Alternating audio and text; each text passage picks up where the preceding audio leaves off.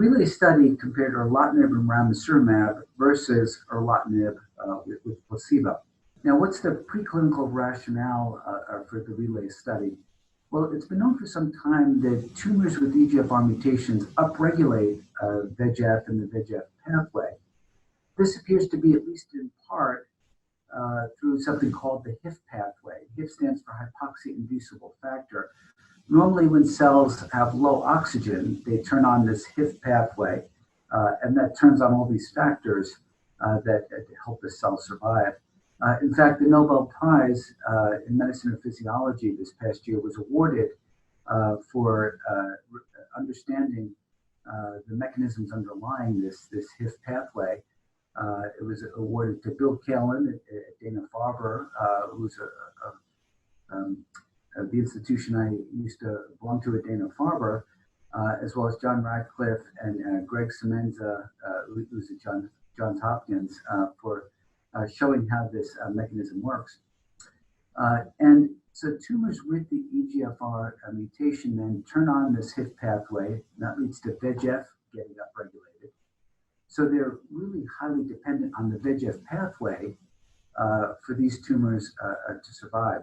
And that's why we believe that EGFR mutant tumors are particularly vulnerable to VEGF inhibitors like bevacizumab or ramucirumab. And this has been observed now in a number of different studies. Early on, the beta study was conducted. That was erlotinib with bevacizumab. And that was in unselected patients, but it was noted that the EGFR mutant patients were really the group that got the most benefit from adding a VEGF inhibitor.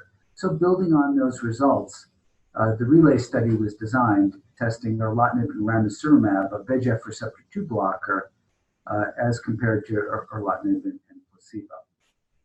Now, it's worth noting in that study that patients had to have a typical EGFR mutation, either exon 19 deletion or the L858R mutation. And this patient, in this case, had an exon 19 deletion, would certainly be suitable for it.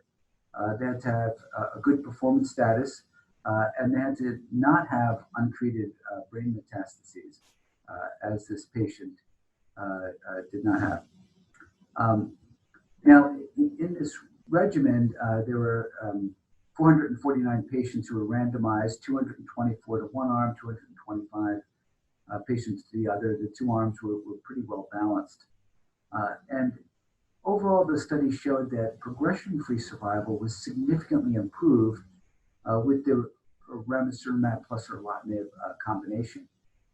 So the progression-free survival on the treatment arm was 19.4 months versus 12.4 months in the control arm. So that's a 7-month improvement in PFS. Now, 7 months is really a remarkable difference. If you think back of all the studies with EGFR targeted agents, typically we were seeing there just a couple of months difference, even if you compared, for example, gefitinib or erlotinib versus chemotherapy.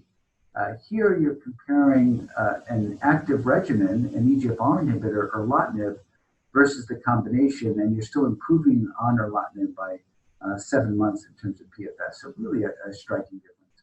Now, what about this patient's response to erlotinib plus ramucirumab? Well, the response, I think, in many ways is a typical one, with initial regression of tumor with shrinkage. Most shrinkage, it seems, of patients with typical EGFR mutations does happen in the first 8 to 12 weeks. So patients often get rapid benefit, and that's often followed then by a sustained stable disease for a long time. For this patient, we saw at 18 months, the patient still had stable disease after the initial partial response. And that's typical. Again, the median progression-free survival for patients with this regimen was 19.4 months. And I've seen patients with regimens like this going on for years in many cases. So I think prolonged benefit and good tolerability really is the hallmarks of first-line regimens for EGFR mutant non-small cell lung cancer now. So in that sense, this patient's response is really a typical one.